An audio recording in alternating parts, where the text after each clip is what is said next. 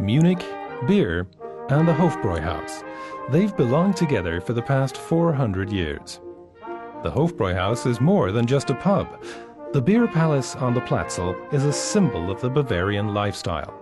Join us and discover more about Munich's Hofbräuhaus, its traditions, its guests, its history, and its secrets.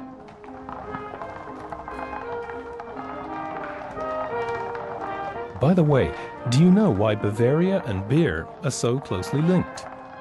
In the old days, beer here was considered to be a basic foodstuff and was just as important as bread. That's why in 1516, the authorities here in Munich issued a special brewing law known as the Reinheitsgebot or Beer Purity Law. Wir wollen auch sonderlichen, dass für allenthalben in unseren Städten, Märkten und auf dem Lande zu keinem Bier mehrer Stück dann Gersten, Hopfen und Wasser. It was the first foodstuff legislation in the world. And did you know that Munich once had 2 Hofbräuhauses? Duke Wilhelm V and his court got very thirsty, you see. In 1589, a brown beer brewery was built, followed by a Weiss beer brewery in 1607, on the site occupied by today's Hofbräuhaus.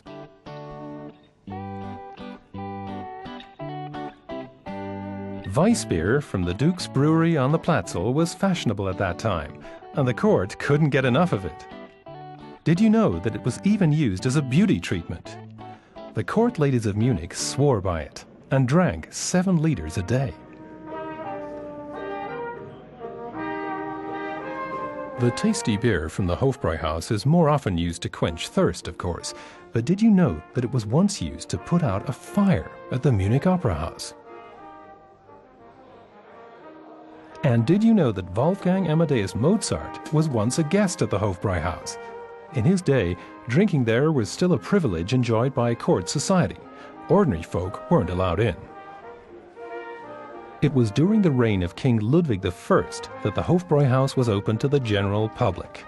The whole of Munich celebrated in grand style.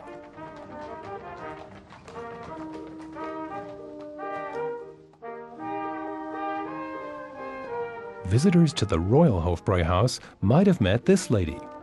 Sissi, the Empress Elizabeth of Austria, dropped by now and then to sample Munich's delicious beer. By the year 1900, the Hofbräuhaus was a well-established city site in every travel guide. It exerted a magnetic attraction on international visitors, who happily sent greetings cards from the Hofbräuhaus to countries all over the world.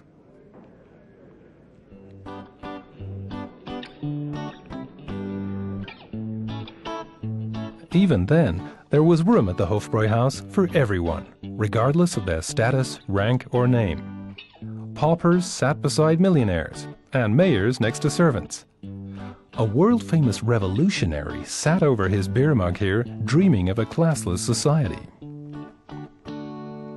Did you know that the Russian leader Lenin, of all people, found political reasons to be enthusiastic about the formerly royal Hofbräuhaus?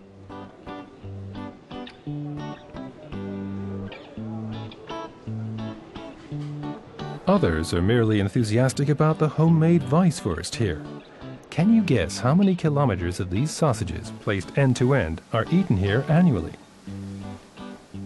The different kinds of dumpling at the Hofbräuhaus are world famous. And crunchy crackling, suckling pig, and tasty joints and knuckles of pork are just a few of the tasty traditional Bavarian specialties on the Hofbräuhaus menu. What's the secret of this place? How did it become a Bavarian myth? Is it the beer? The food? Is it the people? The answer probably lies in the amazing blend of everything. On the one hand, traditions are still kept alive here, and on the other, the place is just as popular with the people of Munich as it is for visitors from all over the world.